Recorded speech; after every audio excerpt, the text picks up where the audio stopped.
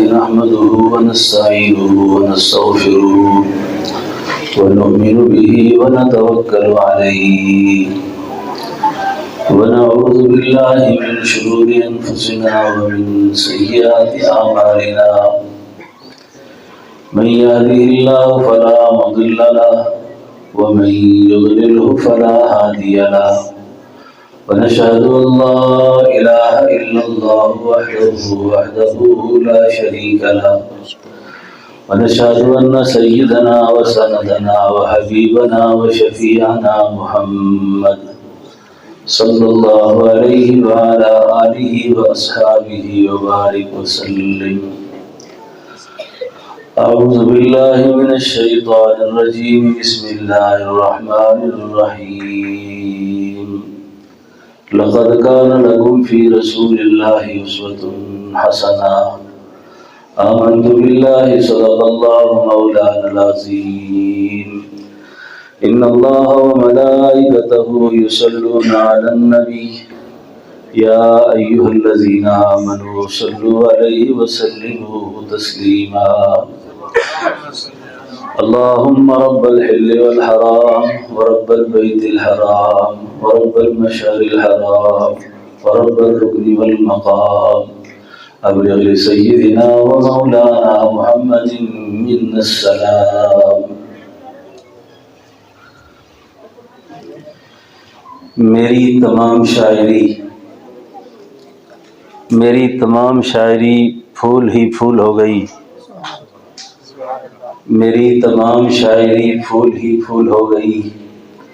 میں نے کہی تھی جو غزل وہ نعت رسول ہو گئی. نعت خانوں نے نعتیں پڑھ کر میرا بھی شعری ذوق بیدار کیا.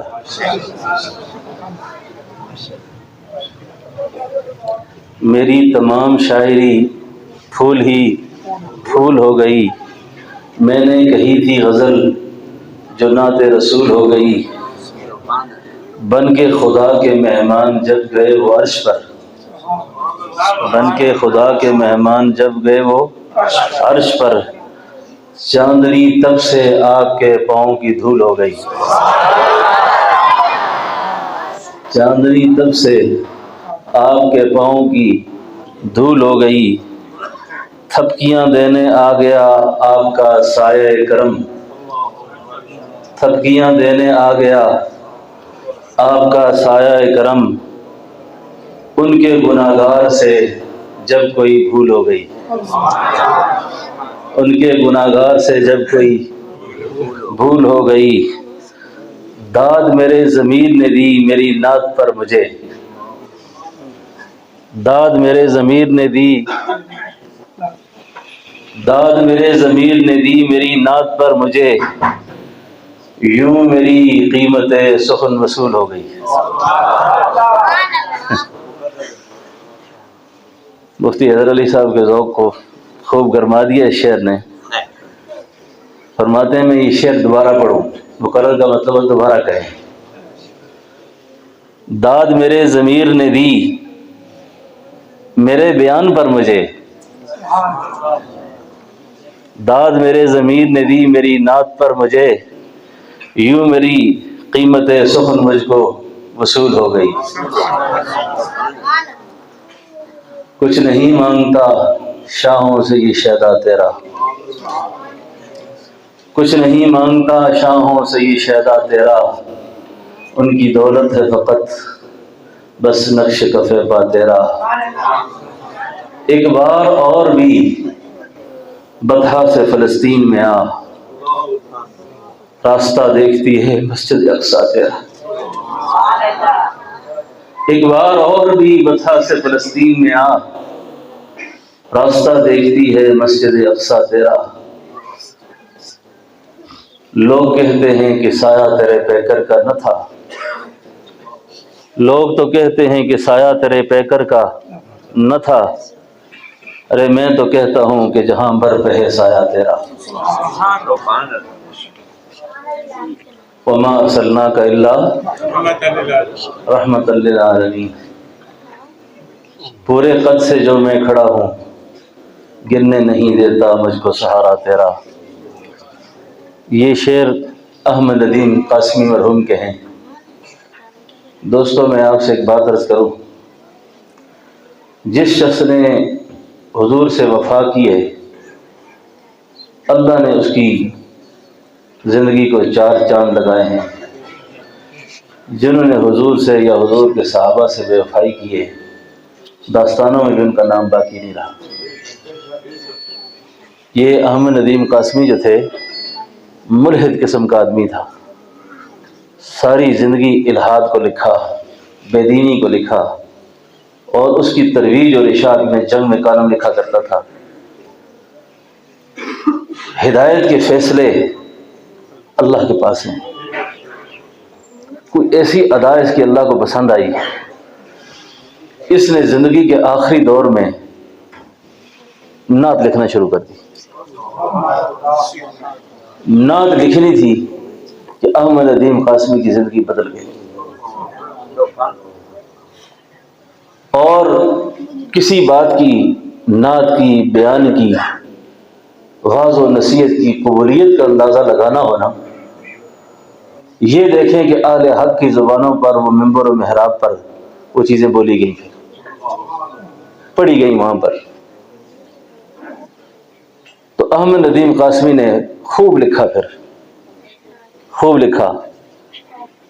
اللہ اس کے لکھنے کو قبول فرمائے، ہمارے اس پڑھنے کو قبول فرمائے۔ حضور کی سیرت، حضور کی نعت، آپ کی تعریف، یہ بغیر تائید نبوت کے، تائید خداوندی کے کوئی کر نہیں سکتا۔ یہ اپنے بس کی کوئی بات نہیں، اس میں اپنے بس کی کوئی بات نہیں کہ حضور کی تعریف میں عربی میں لوگوں نے کیا لکھا، فارسی میں کیا لکھا، پشتو میں کیا لکھا، پنجابی، سرائکی اور ہندکو میں کیا لکھا، دنیا کی جتنی زبانیں اللہ نے بنائی، ہر زبان میں لکھنے والے نے اخیر کی، لیکن الفاظ کا ذخیرہ ختم نہیں ہوا۔ جب بھی کوئی نعت لکھنے بیٹھتا ہے تو الفاظ کا ذخیرہ ہاتھ باندھ کے سامنے کھڑا ہوتا ہے۔ یہ حضور کی نعت پاک کی برکت ہے۔ میں نے اس بزرگ کی زیارت کی ہے، جو بزرگ اس مشاعرے میں موجود تھے، کہ بہزاد لکھوی غضب کا شاعر گزرا ہے، اور شراب کے نشے میں دھت ہوتا تھا، مشاعروں پہ چھا جایا کرتا تھا، ریڈیو پر اس کی گیت آتے تھے، گانے آتے تھے۔ ایک دن جب گانا گانے جا رہا تھا تو جانے سے پہلے خیال آیا، عمر گزر گئی ہے، میری عمر گزر گئی ہے، کیوں نہ کر کہ آج باوضو ہو کر حضور کی نعت لکھوں۔ اور جب ریڈیو پہ پہنچے، پروگرام جو شروع ہونا تھا، انہوں نے کہا کہ آج میں گانا نہیں گاؤں گا، آج میں اللہ کے نبی کی نعت پڑھوں گا۔ اب نظم طے ہے، شیڈول طے ہے سارا۔ لوگ موسیقی سننے کے لیے اس زمانے میں ریڈیو تیار رکھتے تھے۔ اب اچانک نعت، جتنا بھی گیا گزرا مسلمان ہو، یہ بات سن کر انکار بھی تو اب نہیں ہو سکتا۔ بہزاد نے نعت پڑھی۔ نعت پڑھنے کے بعد اس نے ریڈیو کا جو انچارج تھا اس سے کہا، اگر مجھ سے کبھی نعت پڑھوانی ہو تو آؤں گا، آج کے بعد میں گانا گانے یہاں نہیں آؤں گا۔ اب وہ جو گویا تھا حضور کا ثناخواں ہو گیا۔ ہمارے شیخ تھے، ہمارے بزرگ تھے، شیخ نثار احمد فتحی رحمۃ اللہ علیہ، کہتے ہیں کہ میں نے بہزاد سے پوچھا ایک دن، اتنی بڑی داڑھی، حلیہ کیسے تبدیل ہو گیا، یہ رنگ ڈھنگ چال ڈال کیسے بدل گئی آپ کی؟ کہتے ہیں وہ جس دن میں نعت پڑھ کر آیا تھا، اس رات اللہ کے حبیب کی مجھے خواب میں زیارت ہوئی، اور 2 4 5 دن گزرے، ایک صاحب میرے پاس آئے، مجھے کہنے لگے کہ آپ بہزاد ہو؟ میں نے کہا جی۔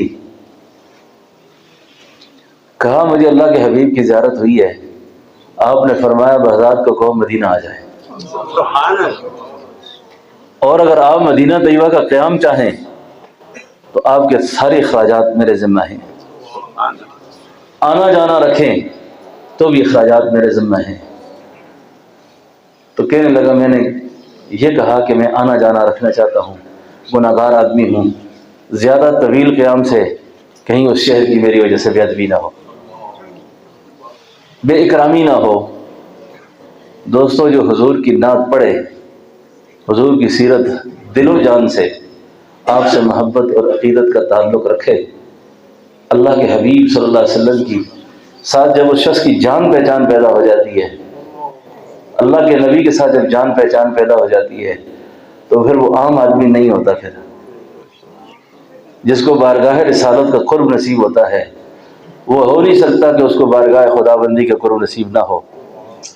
تو اس لیے یہ نعت کے جو الفاظ ہیں نا، نعت کے جو اشعار ہیں، ان کو یاد رکھا کریں اور کبھی کبھی پڑھا بھی کریں اس کو۔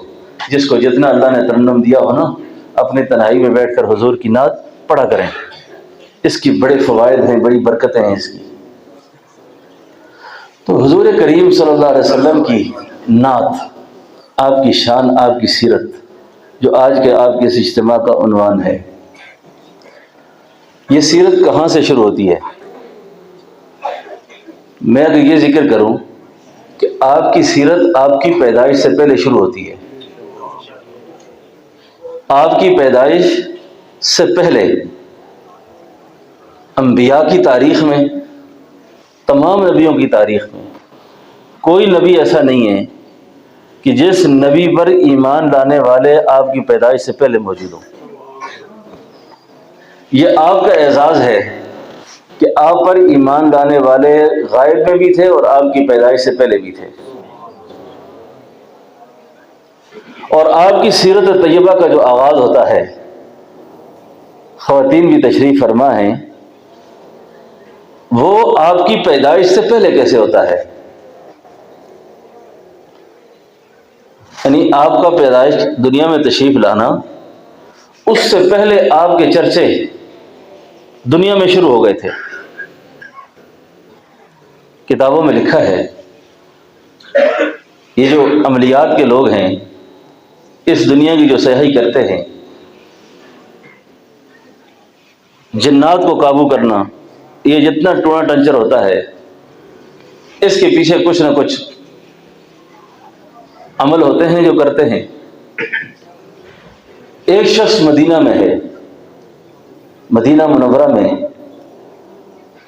اب وہ رات کو دیا جلاتا ہے لیکن دیا الٹ ہو جاتا ہے، بجھ جاتا ہے۔ اس کا جو جنتر منتر ہے وہ نہیں چلتا۔ وہ اپنے استاد کے پاس جاتا ہے، کہتا ہے یار میں ایک ایسا کام کر رہا ہوں، ہو نہیں رہا، کیا وجہ ہے؟ لیکن کیا ہوتا ہے؟ اس نے کہا وہ بجھ جاتا ہے دیا۔ اس نے کہا لگتا ہے کہ نبی آخر زمان پیدا ہونے والے ہیں۔ جب اللہ کے حبیب دنیا میں آئیں گے تو مجھے میرے استاد نے کہا تھا یہ تیری تسخیر اور تیرے عملیات اور یہ تیرے ٹونے ٹنچر اس وقت تک کام کریں گے جب تک نبی آخر زمان کے آثار نہیں ہوں گے۔ جب وہ آ جائیں گے تو پھر ہمارا دھندا ختم، ہمارے یہ سارے پروگرام ناکام ہو جائیں گے۔ آپ کی پیدائش سے پہلے عجیب حالات ہیں۔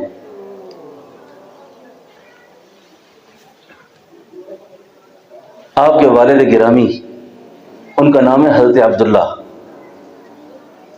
حضرت عبداللہ جو ہیں یہ حضرت عبد المطلب کے صاحبزادے ہیں۔ حضرت عبد المطلب کے یہ جو صاحبزادے ہیں، ان کا انتقال ہوتا ہے 17-18 سال کی عمر میں، اور انتقال ہوتا ہے مدینہ منورہ میں، کیونکہ جو اماں آمنہ جو تھیں یہ قبیلہ بنو نجار کی تھیں، اور قبیلہ بنو نجار جو تھا یہ مدینہ طیبہ میں آباد تھا۔ یہ اپنے سسرال گئے تھے کہ ان کا انتقال وہاں ہوا، اور یہ جو باب السلام ہے جہاں سے بھی ہم داخل ہوتے ہیں، باب السلام کے قریب ان کی قبر مبارک بنائی گئی تھی۔ یہ تو تاریخی شواہد ہیں، اور یہ وہی سفر تھا جس سفر میں اماں آمنہ اللہ کے حبیب کو لے کر اپنے نانیال گئی تھیں، اور واپس مکہ مکرمہ آتے ہوئے ابوا میں جب پہنچی تو اماں آمنہ کا بھی انتقال ہو گیا تھا۔ تو حضور فرمایا کرتے تھے کہ میں 6 سال کی عمر میں یعنی اپنے والد گرامی کی قبر پہ گیا تھا۔ تو آپ کی قبر جو ہے نا حضرت عبداللہ کی، یہ مدینہ منورہ میں تھی۔ غالباً یہ 70 اور 80 کے درمیان کے زمانے میں جب توسیع ہوئی نا حرم کی، تو اس میں آپ کی قبر کو یہاں سے ہٹایا گیا، کھولا گیا۔ تو آپ کی معلومات کے لیے میں نے ان بزرگ سے خود یہ بات سنی ہے کہ ہمارے مسکین پور شریف کے پیر سید محمد شاہ صاحب فرمانے لگے کہ میرے والد پیر سید کریم اللہ شاہ صاحب اس موقع پہ موجود تھے کہ جب آپ کی میت کو ہاتھ ڈالا گیا تو آپ بالکل 18 سال کے تر و تازہ جوان وہاں دفن تھے۔ اور اس موقع پر شیخ بدر عالم میرٹھی رحمۃ اللہ علیہ، حضرت مولانا عبید اللہ صاحب انور اور مولانا عاشق الہی صاحب بلند شہری رحمہم اللہ، ہمارے 4 اکابر اس وقت وہاں موجود تھے۔ انہی حضرات نے دوبارہ ان کی تدفین جا کر بقی کے اندر کی۔ میں یہ سوچ رہا تھا کہ انسان کا جو خمیر اللہ جہاں سے لیتا ہے اسی خمیر میں اس کی دفن کیا جاتا ہے۔ تو جہاں سے اللہ نے اپنے محبوب کا خمیر لیا، وہیں سے اللہ نے اپنے محبوب کے باپ کا خمیر لیا۔ تو آپ کی پیدائش سے پہلے آپ کے چرچے اور آپ کے تذکرے ہوتے رہے۔ سیرت میں لکھا ہے کہ جب اللہ کے حبیب کے والد گرامی قدر کا وصال ہوا تو اماں آمنہ جو تھیں وہ گھر سے باہر جاتی، کسی ضرورت سے پانی بھرنے جاتی، کوئی سودا سامان لانے جاتی، تو ایک شخص آیا، اس نے آ کر حضرت عبد المطلب سے کہا کہ آپ کی جو بہو ہے نا، یہ عورتیں بھی ہیں، میں ذرا تھوڑا خیال رکھوں گا ان کا بھی، آپ کی جو بہو ہے یہ گھر سے خوشبو لگا کر نکلتی ہے، اور جس خاوند کا سہاگ اجڑ جائے، جس کے سر پہ سایہ نہ ہو، اس عورت کے لیے خوشبو لگانا مناسب نہیں ہے۔ گھر سے ویسے بھی عورت کے لیے خوشبو لگا کر نکلنا اچھا نہیں ہے۔ اپنے خاوند کے لیے گھر میں جتنے مرضی ہے زیبائش کرے۔ تو یہ شکوہ حضرت عبد المطلب نے اپنی بیٹی یعنی بہو حضرت آمنہ سے کیا کہ بیٹا آپ کی شکایتیں آ رہی ہیں، آپ ایسا نہ کیا کرو۔ تو اماں آمنہ نے جواب میں فرمایا، ابا جی میں نے کہاں خوشبو دیکھی ہے، جب سے یہ بچہ میرے پیٹ میں آیا ہے میرے جسم سے مشک کی خوشبو پھوٹ گئی ہے۔ اور بات یہاں تک ختم نہیں ہے، میں کنویں پہ پانی بھرنے جاتی ہوں، ڈول پھینکتی ہوں، عورتیں رسیاں کھینچ کھینچ کے تھک جاتی ہیں، لیکن جب میری باری آتی ہے ڈول ڈالتی ہوں، بھرے ہوئے ڈول باہر آ جاتے ہیں۔ آپ کی پیدائش سے پہلے کے حالات، آپ پر ایمان لانے والے۔ یمن کے جو بادشاہ تھے، یمن کے بادشاہوں کو تبا کہا جاتا ہے، مصر کے بادشاہوں کو فرعون کہا جاتا ہے۔ جو تبع یمن تھا، یمن کا بادشاہ، اس زمانے کے بادشاہوں کی بھی عادت تھی، اور آج کل بھی جس کے سر کو بہت زیادہ متکبر ہو، فرعون ہو، ان کی بھی عادت ایسی کہ مظلوموں کو، چھوٹوں کو، غریبوں کو کچلنا، مارنا، پریشان کرنا۔ تو تبع یمن بھی بستیوں کو، شہروں کو رونتے ہوئے مدینہ طیبہ پہنچا۔ مدینہ منورہ جب پہنچتا ہے تو مدینہ طیبہ جب پہنچا تو مدینہ شریف کے اندر اندھیرا چھا گیا،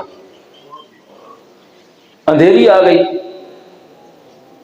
اور جب اندھیرا چھا گیا، آپ کے ساتھ جو راہب تھا، عالم تھا، اس نے اس منظر کو دیکھ کر بادشاہ سے کہا اگر میں اپنی جان کی امان پاؤں تو ایک بات کرنی ہے کہ آپ اس شہر کو فتح نہیں کر سکتے۔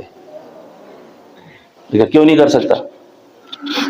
اس نے کہا اس شہر کو آپ اس لیے فتح نہیں کر سکتے کہ یہ شہر نبی آخر الزمان کا مسکن ہے، اور جس شہر میں نبی آخر الزمان آئیں گے یہ اس شہر کی بے ادبی اور توہین ہوگی کہ اس شہر کا پہلے سے کوئی فاتح موجود ہو۔ آپ اس کے فاتح نہیں بن سکتے۔ آپ طبیعت اپنے ٹھیک رکھیں، آپ فاتح نہیں ہو سکتے۔ اس نے کہا اچھا، قسمت جاگ گئی طب یمن کی۔ اس نے کھڑے ہو کر اعلان کیا، اعلان سنیے اس کا۔ اس نے کہا لوگوں تم بھی گواہ رہو سارے، اگر وہ نبی میری زندگی میں آ گئے اور مخاطب ہو کر کہتا ہے اللہ کے حبیب اگر آپ میری زندگی میں آ گئے تو آپ مجھے اپنے غلاموں میں دیکھیں گے، اپنے نوکروں میں پائیں گے آپ مجھے، اور اگر میری زندگی نہ رہی، میں آپ کا دیدار زیارت نہ کر سکا تو لوگوں تم گواہ رہو میں اس نبی پر ایمان لاتا ہوں۔ اور بات ایمان تک ختم نہیں کی اس نے کہا حضور یہ سب اس کا تصور اور تخیل ہے اور اس کی عقیدت کا اظہار ہے۔ وہ کہتا ہے کہ حضور جب آپ یہاں آئیں گے ہجرت کر کے، میرا راہب یہ کہتا ہے کہ آپ کو قوم تنگ کرے گی، پریشان کرے گی، آپ یہاں آئیں گے تو میں اس شہر میں آپ کے لیے ایک گھر بنا کے جا رہا ہوں، وہ گھر میری طرف سے آپ کو تحفہ ہے، ہدیہ ہے۔ سیرت نے لکھا ہے، ترجمان و سننا پڑھا کریں، کیا عشق و محبت سے لکھی ہوئی کتاب ہے۔ اللہ نے ہمارے اکابر کو، بزرگوں کو جو عشق دیا ہے نا، محبت دی ہے، سبحان اللہ۔ لوگ بڑے بڑے لوگوں کے بارے میں کہتے فلاں بھی بڑا عاشق ہے، فلاں بھی بڑا عاشق ہے، وہ اس لیے کہ اپنوں کو نہیں پڑھا۔ اپنوں کو پڑھو پھر پتہ چلے کون کتنا عاشق ہے۔ شیخ بدر عالم رحمۃ اللہ علیہ بہت عظیم انسان گزرے ہیں جن کی یہ کتاب کا ذکر میں نے کیا۔ اللہ کے حبیب آپ جب آئیں گے آپ کو رہائش کی ضرورت ہوگی۔ سیرت نے لکھا ہے کہ جب آپ تشریف لائے تو مدینہ کی بچیوں نے جب آپ کو استقبال کیا آپ کا، اب بھی جن کا تھوڑا سا ذوق حافظہ حاضر ہو، باب ملک فہد سے نکلیں، پرانا پاکستان ہاؤس، اس کے سامنے پہاڑی پر ایک چبوترا سے بنا ہوا ہے۔ یہ جو چبوترا ہے یہ وہ جگہ ہے جہاں مدینہ منورہ کے قبائل نے اور مدینہ منورہ کی بچیوں نے آپ کا استقبال کیا تھا۔ اور جب آپ یہاں پہنچتے ہیں، یہاں پہنچنے کے بعد مدینہ کے دو بڑے قبیلے تھے، اوس اور خزرج، یہ میزبان رسول تھے اور یہی انصار مدینہ کہلائے۔ یہ جو انصار تھے اور قبائل تھے، قبائل کا اپنا خاص ذوق اور مزاج ہوتا ہے۔ ہر قبیلے کا شخص یہ کہے کہ حضور میرے گھر آئیں، آپ میرے گھر آئیں۔ آپ کی توجہ چاہوں گا، بڑی خاص بات عرض کرنے لگا ہوں۔ اب حضور کس کے گھر جائیں؟ ایک کے گھر جائیں تو دوسرا ناراض، دوسرے کے گھر جائیں تو تیسرا خفا۔ اب یہ بڑا اہم وقت ہے فیصلے کا۔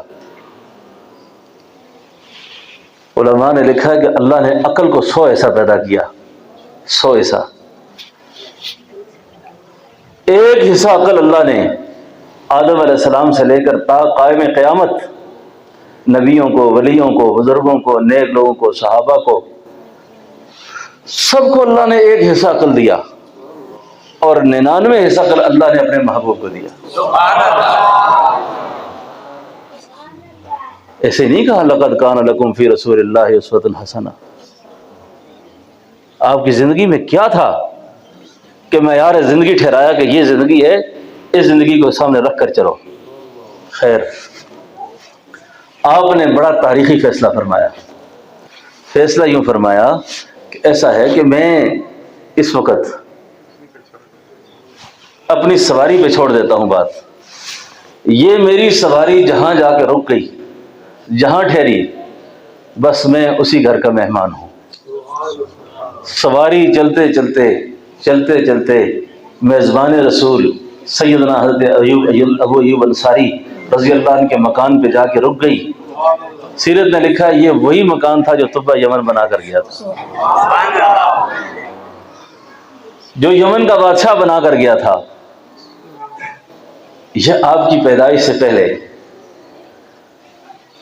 دوستو جب آپ پیدا ہوتے ہیں، آپ کی پیدائش ہوتی ہے مکہ مکرمہ میں، آپ کا مورد، آپ کی جائے پیدائش وہ ہے مکہ مکرمہ۔ اور مکہ مکرمہ کے اندر دو محلے بڑے مشہور ہیں، ایک کو محلہ کہا جاتا ہے اور ایک کو مسفلہ کہا جاتا ہے۔ آپ کی پیدائش محلہ میں ہوتی ہے۔ عام طور پہ جو ہم حجاج عمرے حج والے جاتے ہیں پاکستان سے، ہماری رہائشیں ہوتی ہیں مسفلہ میں۔ مسفلہ ڈلوان کو کہتے ہیں، محلہ بلندی کو کہتے ہیں۔ اللہ نے اپنے حبیب کی پیدائش کے اندر اس بات کو بھی ملحوظ خاطر رکھا کہ آپ کو مسفلہ میں پیدا نہیں کیا، محلہ میں پیدا کیا ہے، کہ تاکہ کوئی آدمی یہ نہ کہے بھیا وہ نیچے جو بچہ پیدا ہوا ہے، اگر کہے تو یہ کہو اوپر جو بچہ پیدا ہوا ہے۔ آپ کو محلہ میں اللہ نے پیدا کیا، آپ کی پیدائش ہوتی ہے، اور آپ کی پیدائش کے بعد کے جو حالات ہیں، آپ کی پیدائش کے بعد کے جو حالات ہیں وہ بھی بڑے عجیب و غریب ہیں، بڑے عجیب و غریب ہیں۔ یعنی آپ کے اندر اللہ نے جو بچپن ہے آپ کا، آپ کی پیدائش کے بعد کا زمانہ ہے، یعنی آپ کی پیدائش کے بعد آپ کو اب بھیجا جاتا ہے دیہات کے اندر۔ میں علماء کرام سے بھی عرض کروں، سیرت کی کتابوں میں بعض لوگوں نے، بڑے بزرگوں نے بھی احترام سے، میں سمجھتا ہوں کہ یہ بات کہہ دینا کہ آپ کو یتیم سمجھ کر کسی نے نہیں اٹھایا۔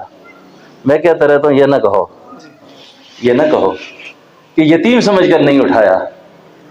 مقدر جو حلیمہ کے جاگنے تھے، اٹھا کون سکتا تھا؟ اٹھا کون سکتا تھا؟ آپ یہ کہیں کہ سواری کمزور تھی، اس سے عظمت کا پتہ چلتا ہے کہ سواری تیز ہو گئی۔ تو پوچھنے والے اما حلیمہ سے پوچھتے ہیں، حلیمہ کیا ہوا؟ سواری نئی لے لیے جا کے حرم سے، مکہ سے؟ فرمایا میں نے کوئی سواری تبدیل نہیں کی، اس کے اوپر سوار ہونے والا سوار تبدیل ہو گیا ہے۔ اب آپ اما حلیمہ کی پرورش میں چلے جاتے ہیں، اما حلیمہ کی پرورش میں چلے جاتے ہیں، اور آپ کا وہ جو دور ہے، وہ جو دور ہے جس میں آپ کا شق صدر ہوتا ہے۔ بچپنے کے اندر انسان کے اندر جو کمیاں ہوتی ہیں، اللہ رب العالمین نے ان کمیوں سے بھی آپ کو پاک کیا۔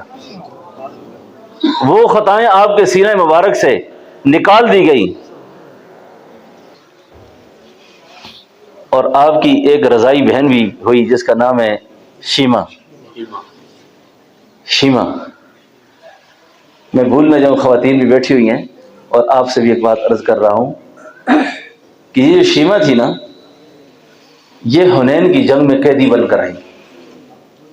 جب قیدی بن کر آئی نا، تو اللہ کے حبیب کے صحابہ آپ کے اکرام میں کھانا لے جاتے تھے، کھانا لے جاتے، بڑے ادب سے اس خاتون کے آگے کھانا رکھتے، جھکی نگاہوں سے واپس آتے۔ ایک دن شیمہ کہنے لگی، میرے ساتھ جب کوئی بات چیت کیا کرو تھوڑا لحاظ رکھا کرو، میں آپ کے نبی کی بہن ہوں، میں آپ کے نبی کی بہن ہوں۔ صحابی نے کہا ہمارے نبی کی بہن ہی کوئی نہیں ہے، آپ کی کوئی بہن نہیں ہے۔ نے کہا جاؤ ان سے کہنا لازمان۔ صحابی آئے، وہاں کے عرض کیا حضور ایک خاتون ہے، وہ یہ کہہ رہی ہے کہ آپ اس کے بھائی ہیں۔ آپ نے فرمایا میری تو بہن کوئی نہیں ہے۔ کہا حضور بہت اصرار کرتی ہے کہ آپ میرے بھائی ہیں۔ عرب میں آج بھی رضاعت کے رشتوں کا بہت احترام ہے۔ اللہ کے حبیب تشریف لے گئے، اور جس وقت تشریف لے گئے تو آپ نے اپنا تعارف کروایا، تعارف کروا کے کہا کہ میرے قریشی بھائی، وہ تو نبی نہیں مانتی تھی نا، کہ میرے قریشی بھائی، میرا اور آپ کا بچپن اکٹھا گزرا ہے، میرا اور آپ کا بچپن اکٹھا گزرا ہے، بچپن کی ساری مجلسیں آپ کو یاد کرائیں، تو اللہ کے نبی نے آپ سے فرمایا تو شیما تو نہیں ہے؟ نے کہا حضور میں شیما ہوں۔ حضور گھر لے آئے اور یہ ارشاد فرمایا بھائی کا گھر بہن کا ہوتا ہے، بھائی کا گھر بہن کا ہوتا ہے۔ آج تو بھائیوں کے ساتھ بہنوں کے دعوے ختم ہو جاتے ہیں، جب تک ماں باپ زندہ ہیں تو کوئی تھوڑی بہت الیک سلیک رہتی ہے، تو شہروں کے اندر تو کہتے ہیں اتوار والے دن باہر سے تالا لگا دیتے ہیں، نہیں سمجھو میری بات کو، باہر سے تالا لگاتے ہیں تاکہ بہن نہ آ جائے۔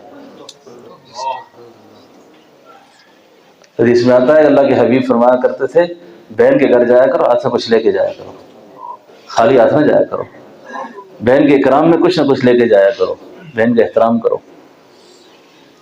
تو شیما تو نہیں ہے؟ کہا شیما ہوں۔ اللہ کے نبی گھر لے آئے، فرمایا یہاں رہنا چاہو تو بھائی کا گھر حاضر ہے، جانا چاہو؟ انہوں نے کہا حضور میں جانا چاہتی ہوں، جانا چاہتی ہوں۔ آپ کو بڑے احترام کے ساتھ، بڑے اکرام کے ساتھ 2 صحابہ کی تشکیل کی، 2 سواریاں منگوائی گئیں، ان پر سامان لادا، بڑے احترام کے ساتھ اپنی بہن کو رخصت کیا۔ سیرت یہ ہے، یتیموں کو پناہ ملی، ضعیفوں کو پناہ ملی، غریب آپ کے آستانے پہ آ کر ٹھنڈا سایہ محسوس کرتے تھے۔ اسی لیے شاعر نے کہا یتیموں اور ضعیفوں کو پناہیں مل گئیں آخر، حضور آئے تو ذروں کو نگاہیں مل گئیں آخر، بجھے چہروں کا زنگ اترا ستے چہروں پہ نور آیا، حضور آئے تو انسانوں کو جینے کا شعور آیا۔ یہ اکرام بہن کو ملا، یہ احترام بہن کو ملا۔ حضور کی سیرت کو سمجھیں، اور بیٹی کو بھی اکرام ملا۔ اللہ کے نبی کی کتنی بیٹیاں تھیں؟ 4 بیٹیاں تھیں۔ اچھا 4 بیٹیاں تھیں۔ کوئی اگر یہ کہے کہ حضور کی 1 بیٹی تھی اور 3 اماں خدیجہ کے پچھلے گھر سے آئی تھیں، تھوڑی دیر کے لیے اگر انہی کی بات کو مان لیں، انہی کی بات کو مان لیں، تو کیا کہیں گے کہ وہ 3 بیٹیوں کی پرورش کہاں ہوئی ہے؟ کہاں ہوئی ہے؟ نبی کے گھر میں۔ تو کیا نبی نے شادیاں کر کے دی ہیں وہ؟ یہ بھی کوئی تھوڑا اعزاز ہے؟ یہ بھی کوئی تھوڑا اعزاز ہے کہ حضور کے گھر پلی، حضور کے گھر سے رخصت ہوئی، لیکن آپ کی 4 بیٹیاں تھیں۔ اچھا 4 بیٹیاں، اور یہ جو 4 بیٹیاں ہیں، ان 4 بیٹیوں کے نکاح بھی حضور نے کیے، ان کو رخصتیاں بھی کی، اور ان مواقع پر جو احترامات کے تعلق حضور کی سیرت میں ملتے ہیں، جن مواقع پہ اللہ کے نبی روئے ہیں نا، اس پر ایک عالم نے مستقل کتاب لکھی ہے کہ حضور کے آنسو، اللہ کے نبی کے آنسو۔ ان میں ایک وہ مواقع بھی ہیں جن مواقع پر آپ نے اپنی بیٹیوں کو رخصت کیا ہے۔ اور آپ کی خدمت میں عرض کروں کہ اماں فاطمہ سے آپ کو بہت عقیدت تھی، بہت محبت تھی۔ سیدہ فاطمہ تو زہرا رضی اللہ عنہا سے، جب سیدہ فاطمہ کو رخصت کر رہے تھے، آپ کی رخصتی کے وقت اماں سلمہ تھیں، اماں سلمہ نے کھڑے ہو کے کہا آج میری بہن خدیجہ ہوتی تو وہ یہ دیکھ کر خوش ہوتی کہ آج فاطمہ کی رخصتی ہو رہی ہے۔ اس بات کو سنتے اللہ کے نبی روئے تھے، رو گئے تھے اس موقع پر۔ آپ کی سیرت بہنوں کا، بیٹیوں کا، ماں کا، معاشرے کے ہر طبقے کا اور ہر شخص کا انصاف دلا رہے ہیں۔ داماد کے ساتھ کیسا تعلق ہے؟ آپ کے جو بڑے داماد ہیں، کیا نام ہے ان کا؟ حضرت ابو العاص۔ ابو العاص جو ہیں یہ حضرت زینب کے شوہر ہیں، اور یہ مسلمان نہیں ہوئے ابھی تک، بدر کے قیدیوں میں ہیں، بدری قیدیوں میں۔ حضرت زینب کو پتہ چلتا ہے کہ بدر کے جہاد میں میرے والد کے مقابلے میں میرا خاوند گیا ہوا ہے اور پکڑا گیا ہے، اور قیدیوں کے لیے جو ضابطہ بنا ہے وہ ان کے قتل کا ہے یا فدیے کا ہے، تو دوستو یہ بیٹی اپنے گلے سے ہار اتار کر بدر بھیجتی ہے، اور ایک شخص ہار لے کر بدر پہنچتا ہے۔ جب بدر جاتا ہے تو یہ ہار اللہ کے حبیب کی خدمت میں پیش ہوتا ہے کہ یہ آپ کی بیٹی زینب نے دیا ہے کہ میرے شوہر کو رہا کر دیں۔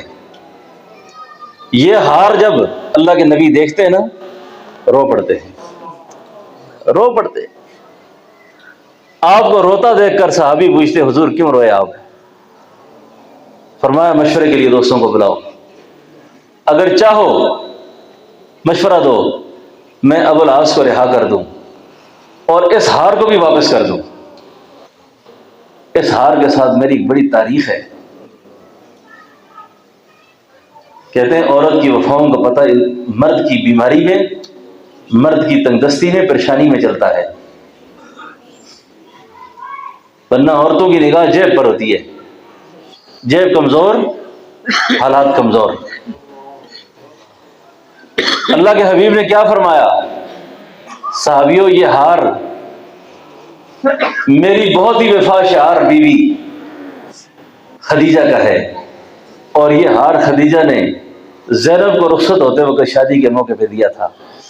اگر آپ چاہیں تو میں یہ ہار واپس کر دوں، کیونکہ خدیجہ کے مجھ پر بہت احسانات ہیں، اس نے میرے ساتھ بہت نیکیاں کی ہیں۔ یہ ہار مدینہ واپس آتا ہے اور ابو العاص کو رہا بھی کر دیا جاتا ہے۔ اور ابو العاص مسلمان نہیں ہوئے تھے، یہ بعد میں جا کے مسلمان ہوئے ہیں، اور مسلمان بھی ایسے ویسے نہیں تھے۔ جب مکہ مکرمہ گئے تو مکہ مکرمہ میں جا کر تمام کفار اور مشرکین کو سیدنا عمر کی طرح خطاب کر کے کہا مسلمان تو میں مدینہ منورہ میں ہو چکا تھا، یہاں اس لیے آیا ہوں کہ تاکہ آپ میں سے کوئی شخص یہ بات نہ کہے کہ ابو العاص ڈر کی وجہ سے مسلمان ہوا ہے، ڈر کی وجہ سے مسلمان ہوا ہے، تو میں مسلمان ہو چکا ہوں۔ آپ کی سیرت نے بیٹیوں کو حق دیا، بیٹیوں کو حق دیا۔ مفتی حیدر علی صاحب اس ٹیکسلا میں عدالت میں ایک بوڑھی اماں میرے پاس آئی، بوڑھی اماں نے آ کے مجھے کہا استاد جی میری بخشش ہو گئی سی۔ کیا ہو گیا آپ کو؟ کہتا ٹیکسلا کی عدالت میں جج کے سامنے بیٹوں نے مجھ سے زبردستی بیان دلوایا کہ تو یہاں اعلان کر جج کے سامنے کہ میری بیٹی کوئی نہیں ہے، بیٹی کوئی نہیں، 40-50 کنال زمین بیٹوں نے اپنے نام کروا دی ہے۔ حضرت میں کیا کروں؟ میں کہ کیوں کی ہے؟ یہ درد دل والی بات ہے۔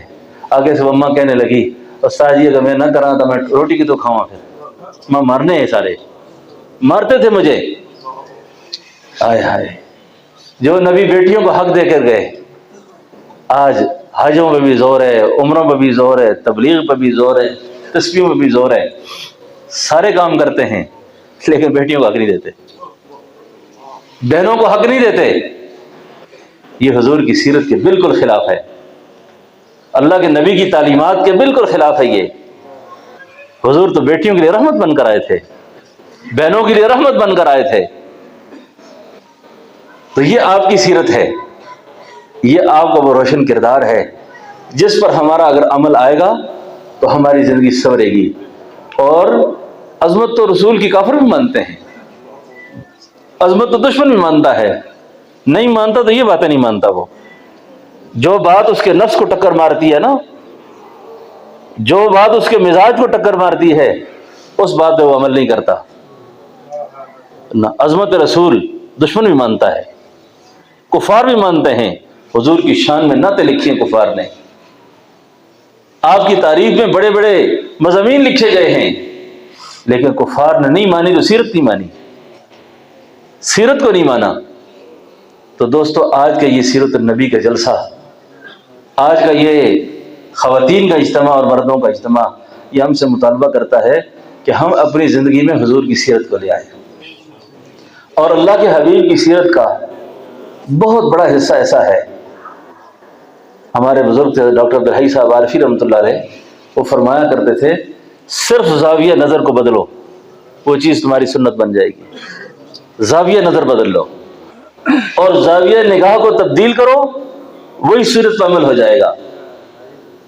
ابھی آپ مسجد سے باہر نکلیں گے تو مسجد سے باہر نکل کر آپ سنت کے مطابق نکلیں، آپ کو کوئی منع کرتا ہے؟ بیت الخلاء داخل ہو سنت کے مطابق، آپ کو کوئی منع کرتا ہے؟ ہاتھ دھو کے کھانا کھاؤ، کوئی منع کرتا ہے آپ کو؟ سنت کے مطابق چلو، کوئی منع کرتا ہے آپ کو؟ حضرت مولانا عبدالحق صاحب رحمۃ اللہ علیہ اکوڑا خٹک والے ایک واعظ میں فرمانے لگے 90% پہ عمل کر لو، 10% اللہ تمہیں انعام میں دیں گے۔ ہمارا 90 پہ عمل نہیں ہے اور 10 کا مطالبہ کرتے ہیں، ہم 10 کا مطالبہ کرتے ہیں۔ تو آپ ان چیزوں پر عمل کریں۔ خواتین گھروں میں ہیں، بات میری سن رہی ہیں، یہ آج کل جتنے بھی عورتوں کو ذہنی بیماریاں لگی ہوئی ہیں نا، اے جی مجھ پہ جادو ہو گیا ہے، مجھ پہ تعویذ کر دیے کسی نے، کوئی کسی نے کچھ بھی نہیں کیا۔ جو عورتیں جو مرد ناپاک رہتے ہیں، سنت کے خلاف زندگی گزارتے ہیں، ان پر جو زندگی ہے نا وہ کالے اعمال سے، کالے عمل سے زیادہ خطرناک ہے۔ کالے اعمال زیادہ خطرناک ہیں۔ جس خاتون نے اپنے کپڑے واش روم میں رکھے، ناپاکی میں نمازیں ضائع ہو گئی، اس سے ناپاک بستر پر سوئیں، اس مرد پر، اس عورت پر شریر جنات کے چمٹنے سے کوئی منع نہیں کر سکتا۔ ہر وقت وسوسے پیدا کرتے ہیں، برے خیالات پیدا کرتے ہیں، گھر میں افراتفری ہوتی ہے۔ آج سنت پر آ جاؤ، سیرت پر آ جاؤ، سارے مسئلے آپ کے میرے حل ہو جائیں گے۔ آپ میں کوئی پٹھان بیٹھا ہوا ہے، پختون ناس ہے، خفا نہیں ہونا، میں نے پٹھانوں پہ ایک بات کرنی ہے ابھی۔ مفتی صاحب خفا نہ ہونا، میں بھی پٹھان ہوں، اچھا، لیکن پٹھانوں کے ساتھ آج کل لوگ لطیفے بناتے ہیں نا، کچھ تو یہ بیچارے ہیں ہی لطیفے، کچھ سچ بھی ہیں تھوڑے بہت، کچھ تھوڑے بہت لطیفے سچ بھی ہیں، لیکن یہ اصل میں یہ دشمنی ہے ان کو مجاہدین سے، طالبان سے۔ یہ لطیفے سارے تھے سکھوں کے خلاف، جو ان مسافروں پہ فٹ کر دیے لا کر، تاکہ دنیا کو یہ بتایا جائے کہ پٹھان دنیا کی بیوقوف قوم ہے۔ یہ بیوقوف ہوتے نا تو روس جیسی طاقت کو پاش پاش نہ کرتے، یہ امریکہ جیسی طاقت کو دم دبا کے بھاگنے پہ مجبور نہ کرتے۔ نسلوں کو وصیت کریں گے کافر، جو مرضی ہے کرنا، تو ہم سے تو نہیں جانا، بات سمجھو نا، اس طرف نہیں جانا۔ ہاں پوچھو میں خبر میں نے، ایک پٹھان میرے پاس آیا، مجھے کہتا ہے پیر صاحب کور کے ڈیر زیادہ جھگڑا تھا، گھر میں بہت جھگڑا ہے، گھر میں ہر وقت توڑ رہتا ہے۔ میں نے اس کو کہا بات سنو، آپ جب گھر جایا کرو نا تو سنت کے مطابق جایا کرو۔ کیسے؟ جب گھر داخل ہو تو سیدھا پیر داخل کیا کرو اندر، اور اعوذ باللہ من الشیطان الرجیم پڑھا کرو، گھر پہ دستک دیا کرو، گھنٹی بجایا کرو۔ کئی لوگ کہتے ہیں جی میں اپنے گھر جا کے کیسے دستک دوں؟ یہ بہت اہم مسئلہ ہے۔ اللہ کے حبیب نے اتنی تعلیم ارشاد فرمائی ہے، امام بخاری اپنی کتاب میں جس مسئلے پہ باب باندھا ہے نا، وہ مسئلہ بڑا اہم ہوتا ہے۔ وہ یہ دستک دینے پر امام بخاری نے باب باندھا ہے۔ تو امام بخاری کہتے ہیں کہ یہ گھر داخل ہونے والا جب دستک دے گا نا، آپ کہتے ہیں جی کیسے دستک دے؟ بہن بیٹھی ہوئی ہے، ماں بیٹھی ہوئی ہے، فرمایا ہو سکتا ہے وہ کسی ایسی حالت میں بیٹھی ہو کہ آپ کو دیکھ کر وہ شرمندہ ہو جائے، تو آپ دستک دیا کرو۔ میں نے کہا دستک دے کے جایا کرو۔ یہ جو خواتین سن رہی ہیں یہ اپنے بچوں کی اور اپنے شوہر کی عادت بنائیں گے کہ بھئی آنے سے پہلے دستک دیا کرو، السلام علیکم کہا کرو، درود شریف پڑھا کرو۔ میں نے اس طرح کی کوئی نصیحتیں کر کے اس کو رخصت کیا۔ وہ باہر گیا تو واپس آیا، مجھے کہتا ہے پیر صاحب تاسو ټولې خبرې خدي ولې خزله به سلام نه کوم۔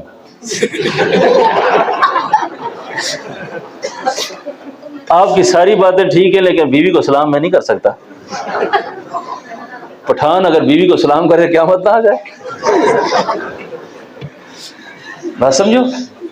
تو سیرت سنت کا خیال رکھو۔ اچھا میں ہنسانے کے لیے بات نہیں کر رہا، میں اس لیے بات کر رہا ہوں تھوڑا آپ جاگیں بھی اور گھر جا کر سلام کیا کریں۔ اچھا السلام علیکم ورحمۃ اللہ وبرکاتہ۔